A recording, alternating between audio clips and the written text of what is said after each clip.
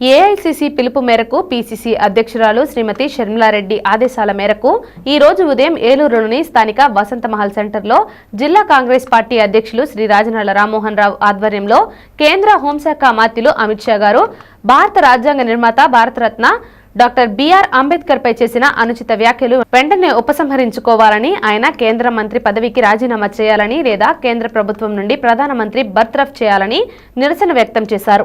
ఈ సందర్భంగా రాజనాళ్ల మాట్లాడుతూ, ఇంటర్నేషనల్ దానుగా చెప్పబడుతున్న అమిత్ షా భారతదేశ రాజ్యాంగం పట్ల, దళితుల పట్ల ఏమాత్రం గౌరవం ఉందో ఈ వ్యాఖ్యలను బట్టి తెలుస్తుందని, కనీసం ప్రధానమంత్రి ఉన్న సభలో పార్లమెంటు సభ్యులందరి సమక్షంలో ఈ వ్యాఖ్యలు చేసిన పాలకపక్ష బీజేపీ పార్లమెంటు సభ్యులు గాని, కేంద్ర మంత్రులు గాని, చివరకు ప్రధానమంత్రి మోడీ గాని ఖండించలేదని, మన ప్రధానమంత్రికి అంబేద్కర్ పట్ల, దళితుల పట్ల ఏ వైఖరి ఉందో అర్థమవుతుందని తెలియజేశారు.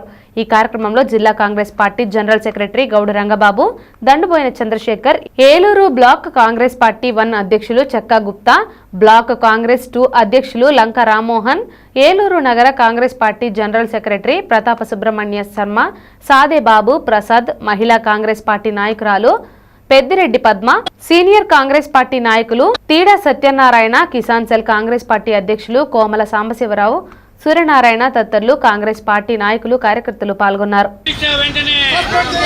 అమిత్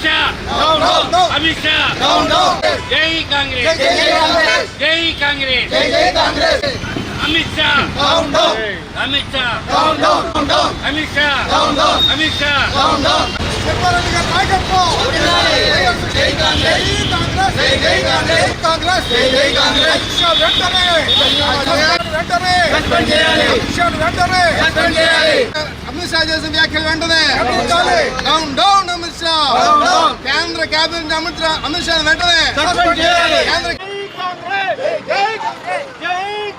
ఏఐసీసీ పిలుపు మేరకు, పిసిసి పిలుపు మేరకు మొన్న 17వ తేదీన పార్లమెంట్లో కేంద్ర హోంశాఖ మంత్రులు మరి మా అమిత్ షా గారు మాట్లాడిన వ్యాఖ్యలు చూస్తే డాక్టర్ బిఆర్ అంబేద్కర్ గారిని స్మరించుకోవటం అంట ఆయనకు నష్టం జరుగుతుంట, భగవంతుడు తలుచుకుంటే స్వర్గానికి వెళ్తారనే అనుచిత వ్యాఖ్యలు చేసి, అంటే ఆయనకి ఒక దళిత నాయకుడు, భారత రాజ్యాంగ నిర్మాత అయినటువంటి భారతరత్న గ్రహీత అయినటువంటి డాక్టర్ బిఆర్ అంబేద్కర్ మీద ఆయన ఎలాంటి అనుచిత వ్యాఖ్యలు చేశాడు. మరి దానికి బీజేపీలో ఒక్క నాయకుడు కూడా ఖండన చేయలేని నరేంద్ర మోడీ ఆయన చెప్పినట్టు వినటమే తప్ప ఈ వ్యాఖ్యలు సరైనవి కావు, ఒక వర్గాన్ని, ఒక మతాన్ని దూరం పెట్టినట్టుగా మాట్లాడుతున్నాడని ఖండించలేనటువంటి అసమర్థ ప్రధాని ఎవరన్నా ఉన్నారంటే అది నరేంద్ర మోడీ అని మేము స్పష్టం చేస్తున్నాం. మా యువనేత రాహుల్ గాంధీ గారు పార్లమెంట్లో సభ్యులందరూ కూడా గొంతెత్తి చెప్పారు ఇది అనుచిత వ్యాఖ్యలు.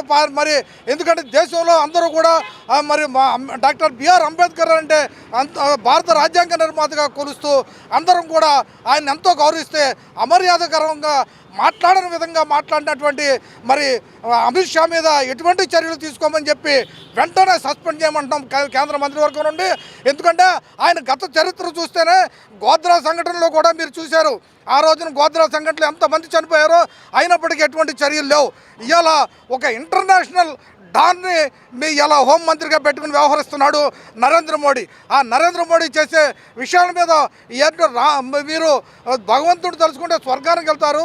అమిత్ షా మరి డాక్టర్ బిఆర్ అంబేద్కర్ని వద్దు అని చెప్తున్నాడంటే ఈ దేశ రాజ్యాంగం మీద ఎంత గౌరవం ఉందో ఒక్కసారి దేశ ప్రజలందరికీ అర్థమైంది. దేశ ప్రజలందరూ కూడా చాలా స్పష్టంగా చెప్తున్నారు, నరేంద్ర మోడీ వెంటనే పదవి నుంచి తప్పించండి, లేకపోతే ఈ దేశ భవిష్యత్తు అగమ్య గోచరంగా తయారైంది. ఇవాళ మనం చూసాం మణిపూర్ సంఘటన చూస్తే మరి ఒక మైనారిటీస్ క్రిస్టియన్స్ అని చెప్పి వాళ్ళని ఎంత కోసి ఎంతమంది చనిపోయారో చూస్తే ఇవాళ దేశ ప్రధాని సిగ్గుపడాలి. ఈరోజు కూడా వెళ్ళి వాళ్ళని పలకరించలేదంటేనే ఇవాళ వర్గాలు, మతాలకి ఎంత ఆరాధ్య దేవుడో మన నరేంద్ర మోడీ అర్థమవుతుంది. ఈ నరేంద్ర మోడీ చర్యలను మేము తీవ్రంగా ఖండిస్తూ మా యువనేత రాహుల్ గాంధీ కావచ్చు, మా రాష్ట్రంలో ఎవరైతే వైఎస్ షర్మిలారెడ్డి గారు ఒకటే చెప్తున్నారు, మనం ప్రజాక్షేత్రంలోకి వెళ్దాం, ఖచ్చితంగా మనల్ని ఈ దేశ రాజ్యాంగాన్ని మనం గౌరవించుకోవాల్సిన అవసరం ఉంది.